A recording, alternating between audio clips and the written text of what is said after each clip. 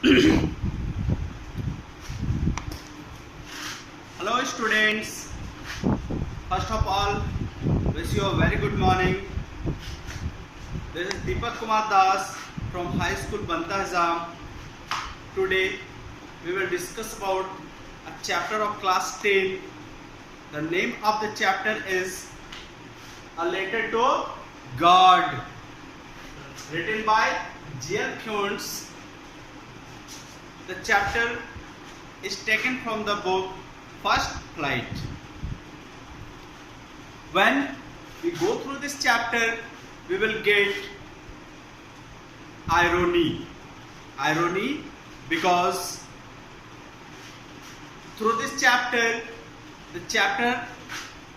you will get more fun and opposite situation and a strong faith of the chief protagonist Lencho, the chief character, the main character of this chapter, Lencho. This story is based on Latin American folk stories.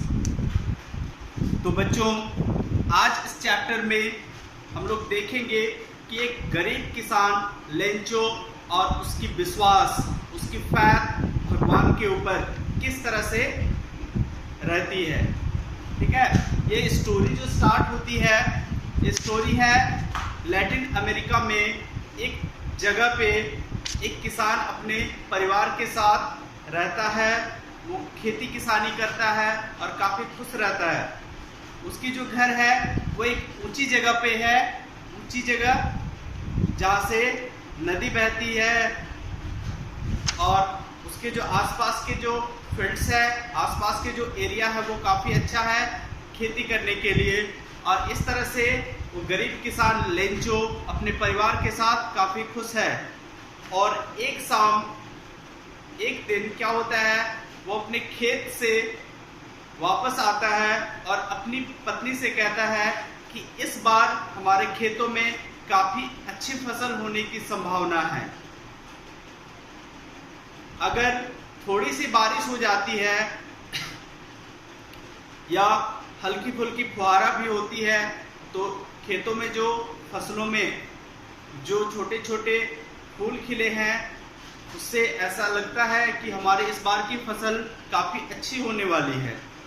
तब उसकी पत्नी कहती है God's will, अगर भगवान ऐसा चाहते हैं तो जरूर ऐसा होगा। और वो प्रेडिक्ट करता है कि आज जरूर बारिश होगी। और इस तरह से लेंचो के जो बड़े बच्चे हैं वो खेतों में काम कर रहे होते हैं और लेंचो के जो छोटे बच्चे हैं वो घर के आसपास खेल रहे होते हैं।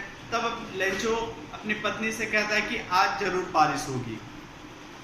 और इस तरह से शाम के समय लेंचो एक बार घर के बाहर निकलता है और आसमान की ओर देखता है और कहता है कि इस बार आज तो जरूर बारिश होगी।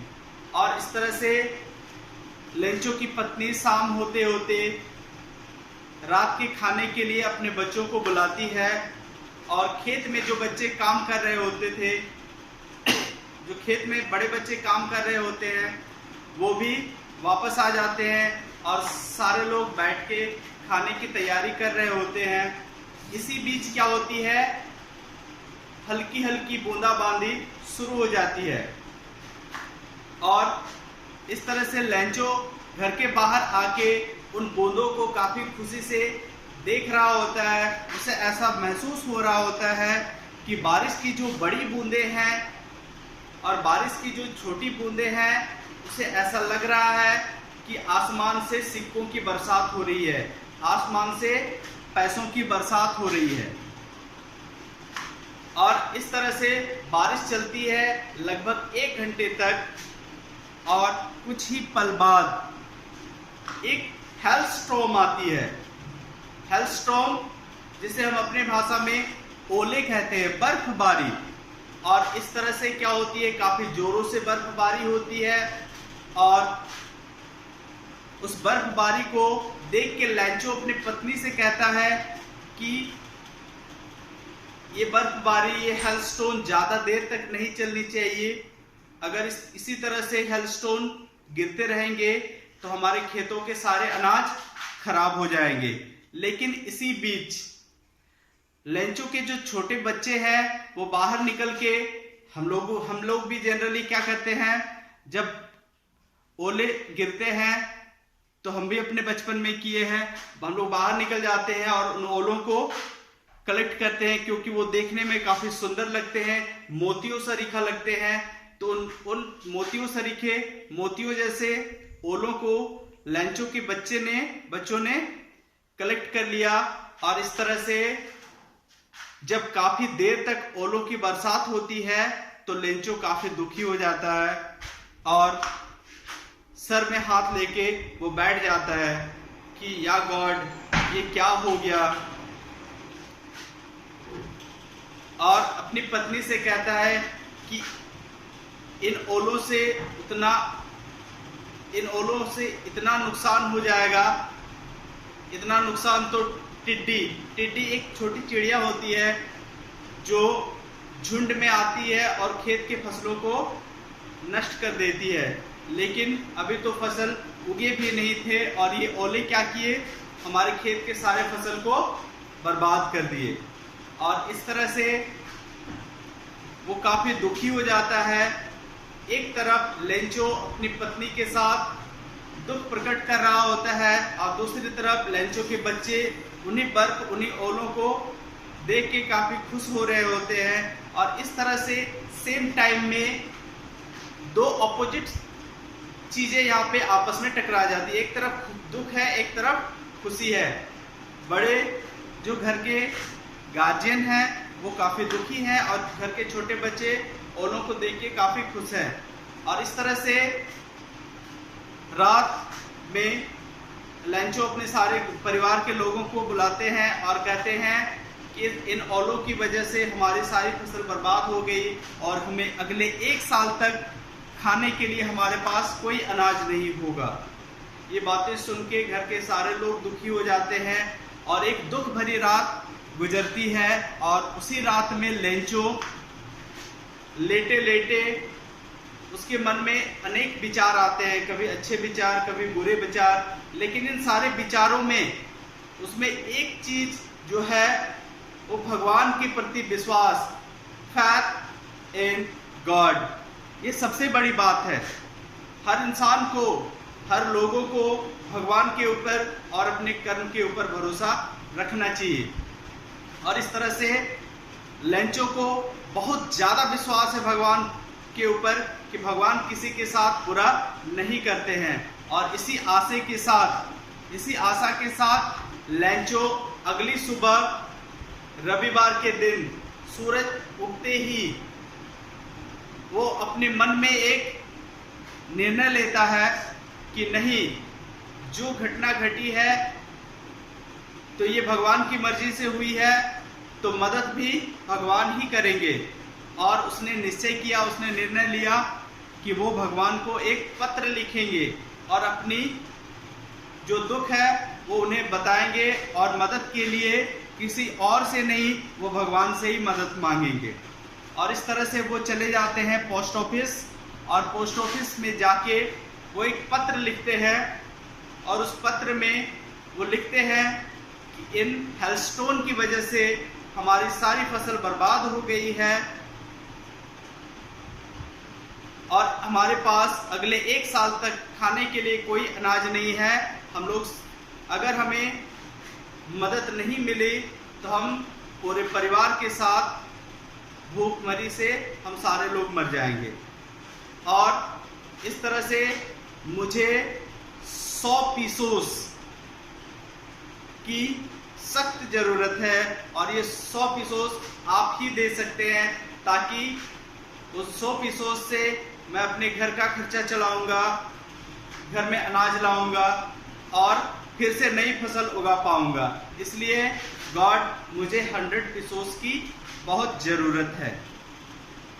और एनवॉलप में उस लेटर को डाल के ऊपर में एड्रेस की जगह पे वो लिखते हैं टू गॉड। और इस तरह से ये जो टाइटल है, चैप्टर का टाइटल है अ लेटर टू गॉड, वो वेरीफाई होता है कि एक पत्र भगवान के नाम, उस पत्र में एड्रेस की जगह पे क्या है, टू गॉड। जनरली हम लोग कोई पत्र लिखते हैं तो पत्र का पता में हम लोग उस व्यक्ति का नाम लिखते हैं जिसको हम अपना पत्र भेजते हैं। और इस चैप्टर में इस तरह से कहा जाता है कि लैंचो ने जो लेटर लिखा उस लेटर का एड्रेस था खुद भगवान, और इस तरह से the God, a letter to God, यानी कि एक पत्र भगवान के नाम। और इस तरह से वो अपने पत्र को एनवॉल्प क्लोज करके उसे लेटर बॉक्स में डाल के और वो वापस चला जाता है, इस आशय के साथ, इस विश्वास के साथ, इस फैक्ट के साथ कि भगवान जरूर उसकी मदद करेगा।